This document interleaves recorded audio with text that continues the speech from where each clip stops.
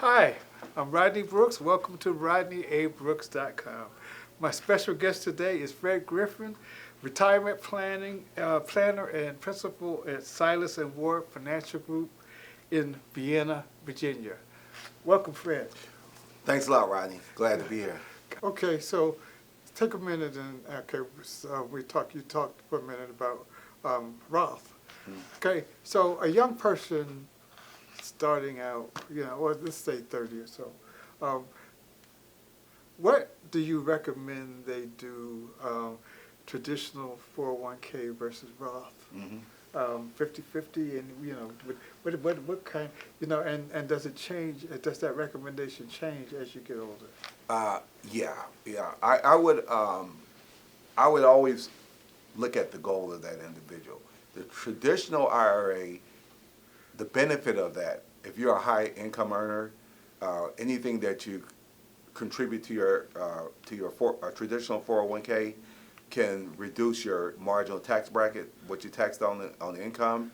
So if that's a goal, that's still a good strategy to use that.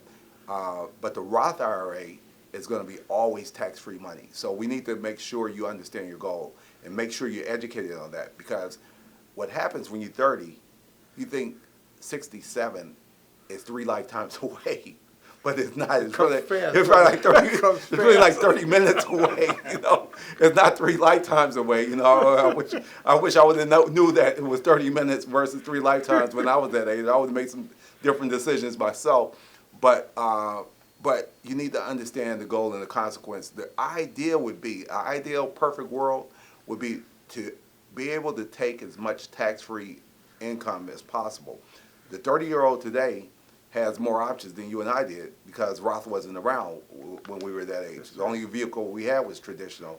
So the retirees, the baby boomers now, we're trying to make sure they have Roth conversions. But those younger people, they can make that cash value life insurance strategy, that's even a strategy they have time to fund and get tax-free income. They truly can make a decision to put most of their money into a Roth, and they really can pretty much have a large sum of tax-free income.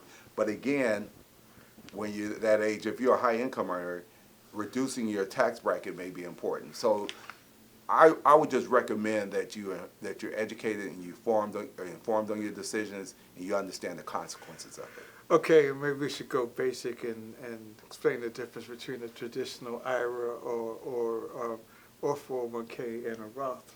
Okay, and basically, with the traditional, that's your tax deferred, right. And it does lower your income, right. And thus lowers your, may put you in a lower tax bracket. Right. But when you withdraw it, you have to pay the taxes. Yeah. Okay, and with the Roth, yeah.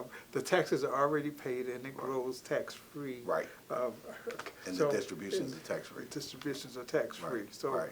Okay, so there are certainly many advantages. As you make your withdrawals, that's right. when it really pays off. That's when it pays off. And, right. and again, that 30-year-old that think that's 3 lifetimes away doesn't sound that important at the time. But they're going to get to our age, Rodney. Right. They're going to get to our age, and really, that is the point of where it becomes very important, because now that becomes, for many retirees, 100% of the money they're living on. And so they can't play catch up by getting another job. And we're living longer, and a lot of us are. We're double dipping, like myself. I'm at retiree age. I retired from corporate America, but I still own the business. You retire from corporate America, you still own the business. We have those options, but there are retirees that are depending 100% on their retirement money. And there are retirees depending 100% on Social Security. Right. But that's another interview. But well, I mean, and we know. Yes, and we know.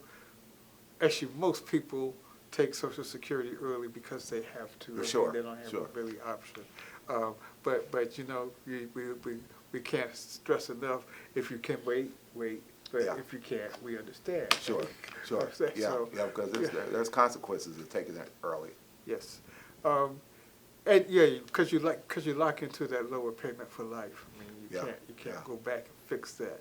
And also there's an income tax penalty that comes up also. You know, you make over a certain amount of money, every $2 you make over and above that number, that our IRS Social Security says, okay, they penalize you all that money back, and that penalty stays around until you reach full retirement Until you age. reach full retirement age. There's a lot of things, like you said. There's about 2 or 3 different interviews where we got into all this stuff. Right. Yeah. Okay. So let's talk now. Let's talk estate planning for a minute. Okay. So a lot of people don't have an estate plan. Many. A lot of black people don't have an estate plan. Many more. So why do you think black Americans don't really do a lot of estate planning? And I'm not generalizing, because surveys have shown the numbers are pretty proud that a large percentage of black Americans do not have estate plans or wills. Yeah, that's a good question, and again, that's another interview. But I'm going to address that because it's very important that you and I both, being black Americans, African Americans. I think there's a lot of factors. Even the wealth accumulation, the wealth accumulation. My father was an entrepreneur, and he worked for the railroad for a little while, and then he became an entrepreneur. And as an entrepreneur, he had the peaks and valleys of we lived middle class some days, and the next day we lived impoverished. And so just by him trying to feed his family and keep his family around, there was little money available, or did he have the knowledge and the discipline to put money away for, and some of these vehicles weren't even around. The IRAs didn't come around until 1974, and so many of these vehicles were not around. But I think a lot of it is just lack of access, lack of information. There's not enough people like myself and yourself who are educating the financial literacy. I think financial illiteracy is a big part of it. We're not invited to the table. We don't have these conversations with our grandparents and our parents because no one had the conversations with them. It's not taught enough in the school districts. We're targeted as being spenders to the system versus investors. No one's really looking at it as as African Americans' best interest that we have wealth. And so the wealth gap has always been at around 2% ever since Reconstruction, and it's still there. As a matter of fact, it's diminishing. And I think one of the reasons it's diminishing because we've been pretty well groomed to spend our money. We like to look successful, and we like to live in the nice places. So we will despise the idea of living on less so that we'll have more later. Those are the multiple factors. Then when I say we, I'm not talking about everyone, because there's a lot of wealth in the African American community, and there are some people in our community that have done amazingly well when it comes to wealth creation. But you're at the general question, so those are some general issues and challenges. Okay, again, I'm talking to Fred Griffin, principal of Silas and Ward Financial Group in Vienna, Virginia. So let's move on, and the last topic we want to talk about is tax planning and tax issues. So we're let's just say let's look at it this way. What are give me a couple of the biggest mistakes people make that you've seen among your clients when it comes to taxes and tax planning? Great question. Some of the biggest mistakes that I find is that people, they save money, they put money away, and they have no consideration. Most people feel they're paying too much in tax, but not enough. Not very many are losing sleep over it, and so it's like a quiet boil of ignorance, of not even being aware that tax target, that marginal tax bracket that we're taxed in income, is a moving target. That we're not even aware that there's people in Capitol Hill, there's politicians in Capitol Hill who are fighting to increase tax and fighting to reduce tax, and we just don't even think about that.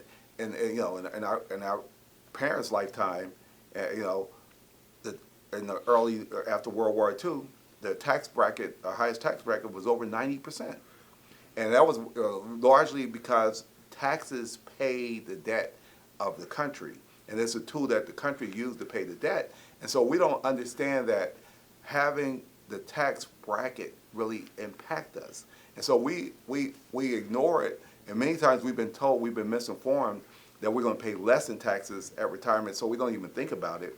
But many times you find, because now you're forced to take requirement minimum distributions after the Secure Act, you can no longer have generational skipping IRAs and just pass that wealth on without paying taxes on it. You have to pay it take distribution within 10 years. And so now you're forced to take income from places and you're still working in a lot of capacities, so it's pushing your tax bracket. So you may end up paying more for taxes. So I don't think people are aware of these situations, and they really are not aware that the tax bracket could change again in our lifetime.